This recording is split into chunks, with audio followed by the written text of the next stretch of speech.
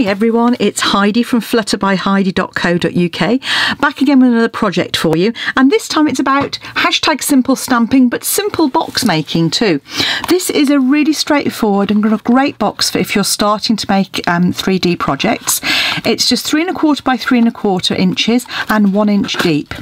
The beauty of this though is that the top and the bottom use the same measurements, so that you really haven't got to worry about getting struggling to get a really snug fit. And you can see here that the sides just fold in, and I've made the layer on the top a different colour, but obviously to complement the stamp set. And this is the project to go with my other Beautiful Promenade projects. This is my 3D one using Beautiful Promenade, the stamp set, and the Petal Promenade paper. So without further ado, let's get on with the box and crack on. So to start off with, you'll need a sheet of I'm using Petal Pink card, and you want to cut it at 5¼ inches and then cut along the length at 5¼ twice over, so like so. And that is going to create both your top and your bottom pieces. I will obviously do this in centimetres as well. So once you've done that, you're going to score on all 4 sides at 1 inch.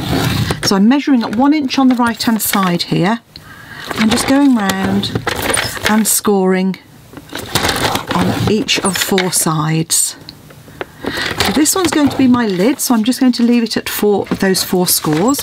This is my base, and I'm going to score again at 1 inch on all 4 sides.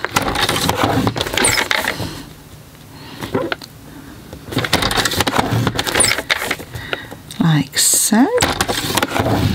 And then what I'm going to do is I'm going to measure at 3¼ inches, and I'm just going to make a little mark at the top and the bottom of the card. Flip it around by 180 degrees and do exactly the same. So 3¼ 3¼ 90 degrees. So in effect you're going to score at 3¼ on all 4 sides, like so. And that is going to give you some little notch marks, which hopefully you can see just there, just here. And what you're going to do is line up one notch mark with the other, and when you fold it down you should see that your cross point for your score lines is right in the middle as well, and just do that on all 4 corners. So you're just scoring a diagonal score line. Now if you wanted to mark it in pencil instead, if that made you if that was easier, that's fine. It really doesn't have to be a little notch mark. I've just done it because I've got my trimmer out at the moment. Once you've done that, you then want to cut a piece of I've used Grapefruit Grove here to 3¼ by 3¼ or if you wanted to do a narrow border, I'm going to cut this one at 3⅛ by 3⅛. Let me just check I've done that. Yep, so 3⅛. And your piece of DSP, which I now seem to have lost, oh yes, here we go, this one here, comes in at 3 inches. So it is just 3 inches by 3 inches, and you get lots of these panels on your card. So what we're now going to do is stamp our sentiment on here. So I'm using my Grapefruit Grove again, just really simple colours, so you don't have to have lots of different colours to start off with and get some pretty ones. And I've just got the I'm Here For You friend, and what I've done to line it up is I've used the edge of my block, and I'm just going to pop that just in here, and I'm using the grid paper just to line it up on either side. I'm then using the small accent flower to go underneath, so just some nice simple stamping. That's all of our stamping done, so we can now just flip that over, pop our glue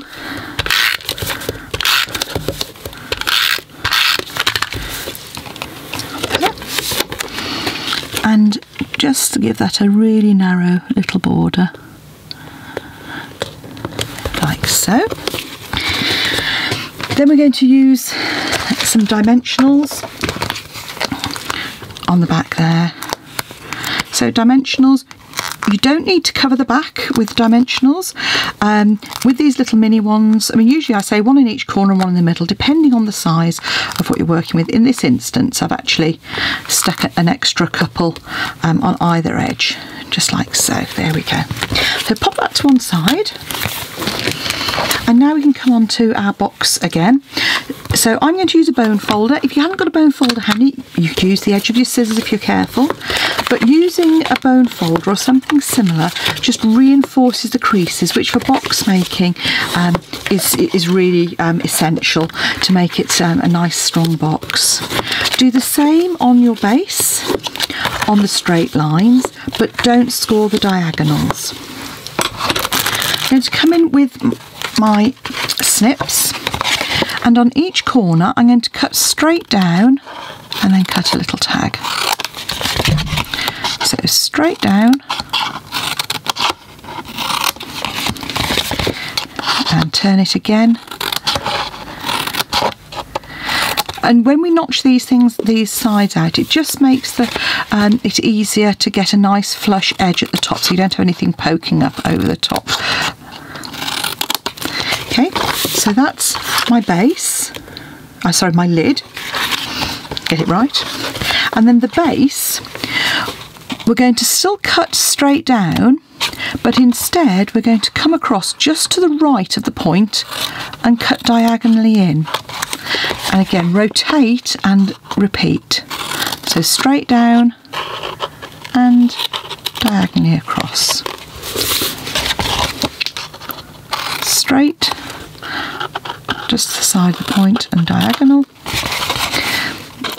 Straight and just diagonal. And that is just going to help it not foul on the sides there. I'm going to use red tape here. You'll hear me say before, when I'm doing 3D projects, I tend to use my red tape because it's super sticky. Other than the fact I seem to have problems with getting the backing off when I'm doing a video. But it is really good for keeping a box nice and securely stuck together. The last thing you want is to make a pretty box for somebody, a piece of jewellery, and then find it falls apart on them. So put a piece of tape on all four corners on that straight edge and do the same on the box lid.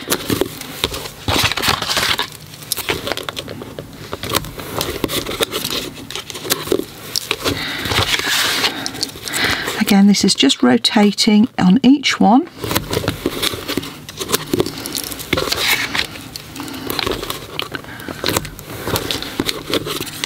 So, and now we're going to put our, before we actually make our box up, we're going to pop our layer on the top. As I said, on the first one I made it the same size.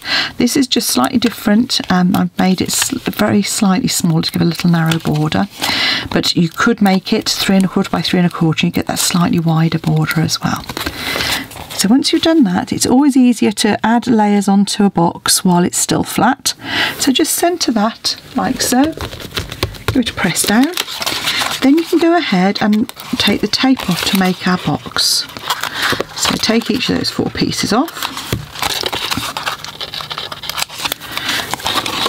and then what you need to do is fold it up, and you're just lining that square corner up and give it a press and repeat on all 4 corners. So again, lining the straight edge to straight edge, press on the inside, and then that last one. So there's our lid, and this is our base. So it's the same. Take our tape off,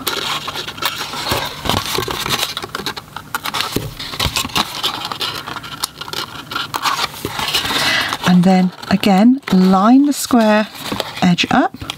Don't worry about the fact that it's a triangular tab, because it's the same process for the box. That just helps it when it comes to folding it in.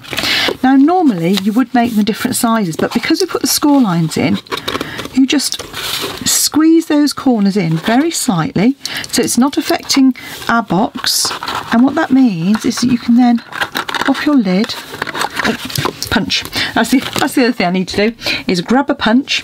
So I'm just going to grab my, there you go, 1 1/4 inch punch, and on the front and back, no I'm not, I'm going to grab my 1 inch punch, just punch a little notch. This will help somebody get the lid on and off. There we go. So that's the only bit of kit you need is a punch. And all you do is squeeze those sides in. You see, I'm just angling those in like so. Press down, and there you've got a perfectly fitting flush box that you can put jewellery, some sweet treats, a little gift inside, and lovely sentiment, I'm here for you. So if you'd like to make this project, pop along to my Stampin' Up shop, heidismith.stampinup.net. You're looking for beautiful promenade, and Petal Promenade is the paper, and I've used Petal Pink and Grapefruit Grove cardstock. Thanks for watching. Come back and see me again soon, and I'll introduce you to some more projects, or visit my blog flutterbyheidi.co.uk, and you'll find lots of projects on there that hopefully will inspire you. Hope to see you again soon. Bye now.